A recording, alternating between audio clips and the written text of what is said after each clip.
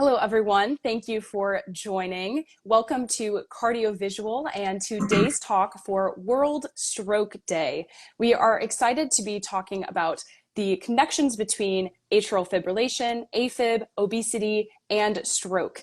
And now obesity is becoming a more and more prevalent issue with over 40% of Americans having it. It's also been the topic of the Journal of American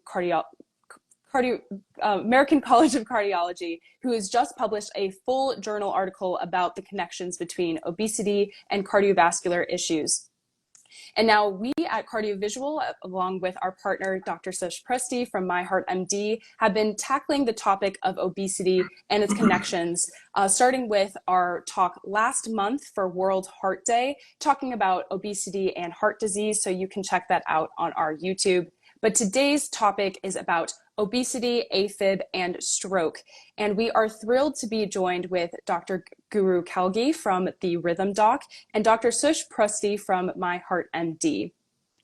They are going to be sharing their expertise today. And for a little bit of a background on all of us, my name is Davis. I am from Cardiovisual. We are a patient education platform built by doctors, providing free educational videos on heart health, diabetes, and wellness. So check us out at heart.medicalvisual.com and diabetes.medicalvisual.com.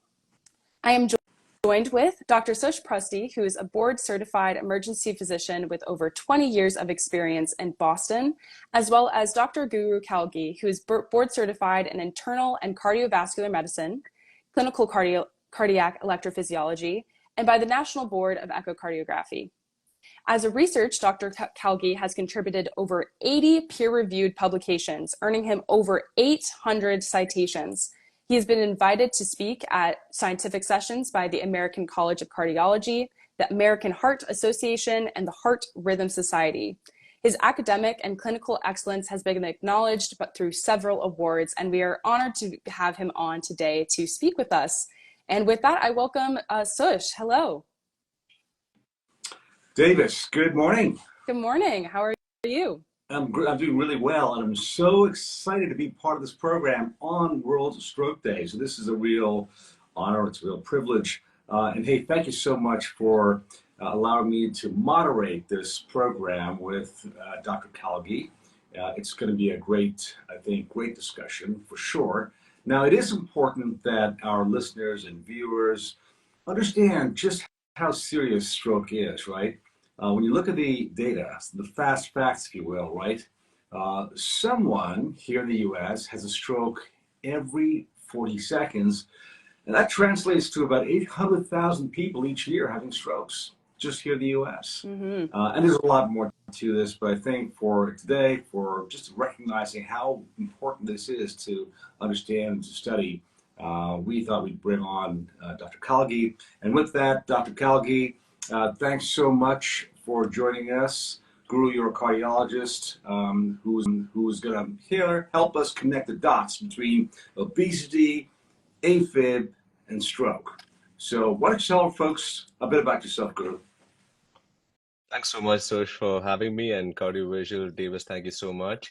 So yes, I'm a cardiac electrophysiologist at Mayo Clinic in Rochester, Minnesota, and I grew up in India, did my medical schooling there, and I came to the US and did residency in internal medicine, followed by cardiology fellowship and cardiac electrophysiology.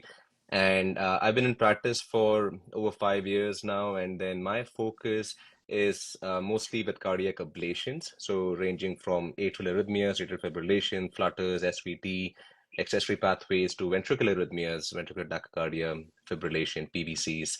And I have a research interest in autonomics, which is modulating the cardiac neural system to treat conditions such as vasovagal syncope and atrial fibrillation. So this topic is close to my heart, and I'm very happy to be here on World Stroke Day and discussing this important topic with you all. Yeah. Amazing. Yes, I'm excited for this discussion. I'll leave you guys to it. All right. Thank you, Davis, for that. And Guru, thanks for being here. Listen, let's just go ahead and start off slow, all right? Let's understand the basics. So ischemic stroke accounts for the majority of all strokes, something like 87%. Can you just break down ischemic stroke, define it, and go through the pathophysiology for us? Of course.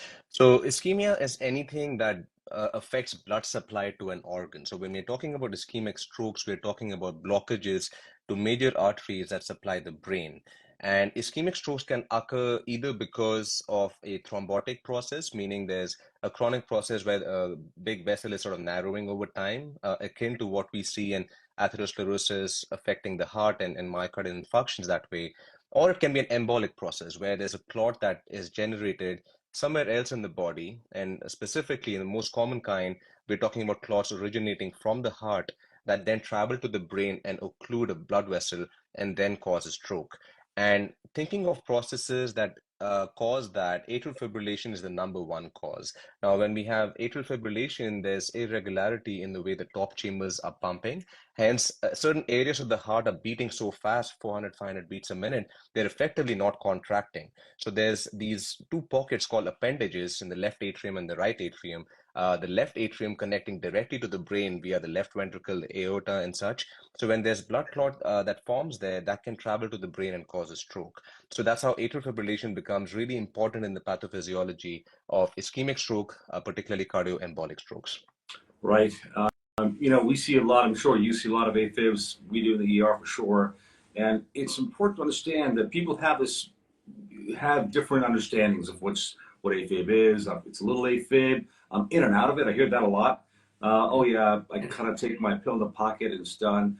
It's an important thing for them to realize how serious this can be, right? Yep. So let's pivot a little bit and talk about the global impact. Stroke is not just seen here in the U.S. It is a big problem affecting something like 15 billion people across the world. Take us through sort of a way from a beginner's to an intermediate to advanced level perspective on how do you look at the relationship of obesity, atrial fibrillation, and then stroke. Yeah, so important topic again. Now, obesity, for all beginners, we should understand that it increases the cardiac load just because of the excess weight that the patient has. Now, the more weight there is, the heart has to pump harder to beat, and that catecholaminergic stress, the adrenaline required to do that, leads to certain pathways where it promotes inflammation, promotes hypertrophy, promotes chamber dilation, and all of these are critical factors in how atrial fibrillation originates. Now, remember, atrial fibrillation is a disease of triggers and substrate.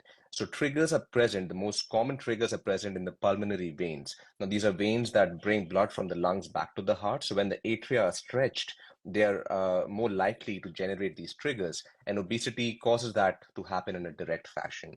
Now, going beyond that, there are inflammatory and fibrotic pathways where, because of obesity, there's more inflammation in the cardiac muscle. So even with the triggers, the substrate over time gets more primed to develop atrial fibrillation. Now, a more advanced concept will be the neurohormonal changes that occur with atrial fibrillation and obesity. So with obesity, we're talking about increased body mass index, but the fat can be divided between skeletal fat and visceral fat. So when patients have obesity, but particularly those that have more visceral fat, can have these autonomic changes where, because of the activation of the sympathetic and the parasympathetic nervous system around the heart, the atrial action potential shortens. So what that means is the atrium has a few less milliseconds to complete the action potential. So an extra beat, a trigger, can generate atrial fibrillation more easily. So due to a combination of mechanical factors, structural factors, inflammatory pathways, and neurohormonal changes, obesity does increase risk of atrial fibrillation and downstream complications such as stroke. Right. Yeah, it's a complex disease pattern and pathophysiology. So thank you for that. What about people who are at a more advanced level in understanding this? What can you shed, glean for them? Yeah, and in addition to those autonomic changes, which is sort of an advanced concept to understand, I'll say another link would be the link between obesity, obstructive sleep apnea, and atrial fibrillation. Now, we understand that obesity, when there's excess neck fat, for example, these patients have a higher risk of having obstructive sleep apnea. Now, OSA, we know, is not good from an atrial fibrillation standpoint because it leads to an increase in blood pressure, and increased blood pressure, again, by the same concept, just causes more atrial stretching and increases risk of AFib. But beyond that, it also increases pulmonary arterial hypertension. So not just systemic blood pressure that we measure when we have a blood pressure cuff on the arm, but the blood pressure inside the lung arteries. And in the heart, everything is connected in series. So the right atrium goes to the right ventricle, that goes to the pulmonary artery, that goes to the lungs, and then pulmonary veins bring the blood back to the heart. So if you have sleep apnea, you have more pulmonary arterial hypertension, that blood flows and the pressure sort of transmits to the left atrium and directly increases the risk of AFib. So that's a bit more of an advanced concept, but I'll say any association of increased blood pressure, increased lung artery blood pressure with atrial fibrillation is what sort of makes obesity that much more critical to manage in patients with AFib. Of course. I've seen a lot of patients coming in with OSA, and they go to their primary care doctors, cardiologists, and they get put on some sort of a machine, right, BiPAP usually. Mm-hmm. And, I'll tell you, I'll share a story with you. A patient came in and was put on a BiPAP machine and came back to the ER, no less, for something else, recognized that he had been here before, and said it was just a real game changer. Right, so just changed this entire. This is a complex subject, Chris. I'm not sure exactly what all the things it did, but one thing that it did do was give him a good night's sleep. Yep. And he said, Doc, this is not my sleep machine. This is my dream machine. And it was life changing for him, for his performance at work, for a whole bunch of things, and his health. He began to lose weight also as a result of that. Yeah. Because now he's sleeping more, he's more restful, right? So, have you had experiences like that, Guru? Absolutely, and I think treating lifestyle factors, obstructive sleep apnea, weight loss, even things like meditation and yoga, so anything that really calms you down, decreases the stress levels, has a major impact on atrial fibrillation. Anecdotally, I've had numerous examples like what you're describing, where patients get a CPAP machine, they treat their sleep apnea better, get a better night's sleep, they're more relaxed, and they're not sleeping during the daytime, they don't have fluctuations of blood pressure, and these patients do very well from an atrial fibrillation standpoint. Now, not just that it reduces AFib frequency and incidence, it also improves their symptoms during AFib. So it sort of makes them a little less symptomatic with AFib episodes. And there are data to sort of corroborate these findings. Dr. Prash Sanders from Australia has done a series of trials. I believe they call the legacy AFib trials. And in that, they studied lifestyle changes and then showed that people who do sort of pay attention to weight loss and then treat sleep apnea, and essentially follow a healthy lifestyle overall, meditation, yoga, these things have direct impact on atrial fibrillation incidence and prevalence. Wow.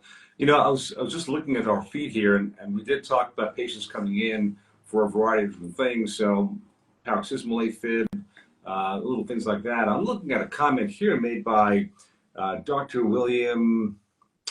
I lost the top of it now, but Dr. William something says, I have AFib once a week. What advice do you have for him? Well, it depends. AFib, generally, there's a few tenets of managing AFib. The first and the most important tenet related to our topic today is to assess this patient's stroke risk. So there are ways by which you can calculate stroke risk, and these scores aren't perfect, but they're the best we have. One of them is called the CHADSVASC score. So we can see if they have concomitant factors like congestive heart failure, hypertension, get the age into the equation, diabetes, prior stroke, vascular disease. Female sex is actually a factor that increases stroke risk as well. So once we plug those numbers in, and if the score is 2 or greater, we generally say these patients will benefit from anticoagulation or blood thinners to prevent the risk of stroke. So once that is put to the side, then we have to focus on managing AFib symptoms. So patients have sometimes AFib once a week, sometimes every day, but they don't feel it as much. And overall, they're pretty functional, their cardiac function stable. For these patients, you could potentially watch them and see how they do. If they develop symptoms is when we have to sort of treat them with rate control medications, rhythm control medications, or even procedures such as catheter ablation. Now, there's more and more data to say that rhythm control in general, especially early on when we diagnose AFib, is better than rate control. So nowadays, with our advanced ablation techniques, which have made ablation much safer, much more efficient, we generally take a patient to the EP lab for ablation sooner than later, especially if they have any symptoms. Now, if a patient's completely asymptomatic and is rate controlled, heart function stable, and they don't want to do ablation or rhythm control drugs, that is okay. But for the most part, we'll try some sort of rhythm control early on. So it depends on his symptoms and other risk Right. factors. And I'm assuming I assume that he's not being treated right now. That's what I don't know, maybe he is, but that's a great point because, from the ER standpoint, we have cutoffs, right? If they come in with symptoms for any more than 48 hours or 72 hours, we choose to anticoagulate. But quite frankly, like you just said, oftentimes AFib is asymptomatic, so they may not even know the onset time, right? So it's a great point. It's a valid point, I think, for patients to understand that. And since we're talking about some treatment options, you've mentioned this thing, Guru, called the obesity paradox. Can you go into it, please? Yeah. So obesity paradox is a little more complex concept to understand. And what it is we're talking about how obesity increases the risk of atrial fibrillation, and obesity increases the rate of complications from AFib, like stroke, heart failure, other aspects as well, and also makes procedures a little more challenging. There are procedural complications that increase with obesity, such as anesthesia complications, vascular access complications, recovery from surgery, for example. But there's this interesting concept where some prospective trials have shown that obese patients actually have better outcomes in atrial fibrillation and other conditions. Now, this can be either all-cause mortality, cardiovascular mortality, and other factors as well. So that sort of leaves you baffled. And why is that happening? Okay. And a lot of theories out there. One of them is that obese patients, because they tend to be a little more symptomatic, can be diagnosed early, they're followed more rigorously, and that may be a factor in their outcomes. The data is split. Some of the prospective larger studies have shown that obesity paradox is real. Some real world data, retrospective large registry studies, have not corroborated that. They've shown that obese patients have the same risk and sometimes greater risk than non-obese patients. What's important to take home is we are not saying that being obese is good from an AFib standpoint. It's just that this concept is there. So if someone hears about the obesity paradox, it is a real thing. So having a little bit more fat reserve compared to no fat reserve may have some benefit, but the benefit sort of stops at, say, BMI of 35, 40 and above. So if you're going above 40, then the risks really add up. So this is more for that mid-range obesity where we talk about the obesity paradox. Yeah, that really is fascinating, and I'm going to have to do some more research about that to really to understand it, so I can educate my patients. But you're totally right. There is a sort of pros and cons to all these things, right? So, and while we're talking about obesity, let's just shift a little bit to how you talk to patients. We've talked about obesity and patients and some of the challenges we have in speaking with patients when they come in to see us. Many of our audience members today are clinicians. What advice do you have when it comes to talking to patients with these comorbidities like obesity and risk for stroke and things like that? Yeah, that's a great point. And it is sort of a touchy topic, right? Because you don't want to be too patronizing and come to a patient and sort of tell them you have to lose weight, you're morbidly obese or things like that. There's a way you do it. I think one, and I believe strongly in this, not many physicians agree, so you lead by example. If my doctor is obese and is telling me to lose weight, then I'm less likely to follow that than if my doctor is taking care of himself in the way they present themselves. And I think that's important. It's not spoken about much, but yeah, set a good example yourself. Second, have the patient take ownership of their condition. So I believe strongly, I spend a lot of time with my patients, and I see a couple of my patients have actually joined the chat as well. So I spend time with my patients educating them about their condition. A lot of them come in very knowledgeable about their condition, but I'll sit down, spend 20, 30 minutes on a piece of paper, or if I'm doing a video call, we'll do the screen share with a whiteboard, and I'll draw out what AFib is, how that affects, how their condition, say obesity affects atrial fibrillation, and speak about the data. And when they understand their condition and they take ownership, then they have more of an incentive to follow what you're saying for their own health. And then you give them a goal, and it doesn't have to be very aggressive. Patients can be 100 pounds overweight, but if you tell them something like, by the next time I see you in 3 months, lose 50 pounds, not going to happen. And if that does happen, it's going to rebound very quickly. So give them a realistic plan, a pound a week, pound and a half a week, and tell them exactly how to do it. So I use some apps that track my calories. So I'll show them the app. I'll have them get the app in front of me. And I'll say, okay, the big things: reduce carbohydrates, reduce saturated fats, watch your total caloric intake, make sure you're eating enough fiber, enough protein, and then exercise. So once we have a plan with the patient, and then they are motivated to lose, let's say, 20 pounds in the next 3 or 4 months, and then when I come back and I see that they're doing it, encourage them the right way. So I think it's not a one-step process. You have to encourage them, have them take ownership of their condition, and I've seen a success that way. It's not always there. Some patients require a little more coaxing, and then you set them up with other specialists. You can set them up with the nutritionist, you can set them up with endocrine, and help them achieve their goals that way. Yeah, absolutely. Guru, in this day and age, people are very smart, right? They have access to information. A lot of my patients actually will come to me and say, hey, what about the Whoop app or the Apple Watch or the Oura Ring? And I don't give my opinion about any one of those because I'm not an expert in those things, and I'm not sure if you do or not, but it is important to understand that with the plethora of information and information, especially on the internet, right? People can use those things, and they should, like you said, the apps to help them manage their own health. Yeah. And we're in a tremendously exciting phase, I think, of our of medicine right now, where they can do that. They have all that access. So, yeah. Do you use those things at all to help guide your patients' long-term care? Yeah, I do. Absolutely. Certainly for calorie tracking are critical for obese patients, but you mentioned the Apple Watch and other rhythm monitoring devices.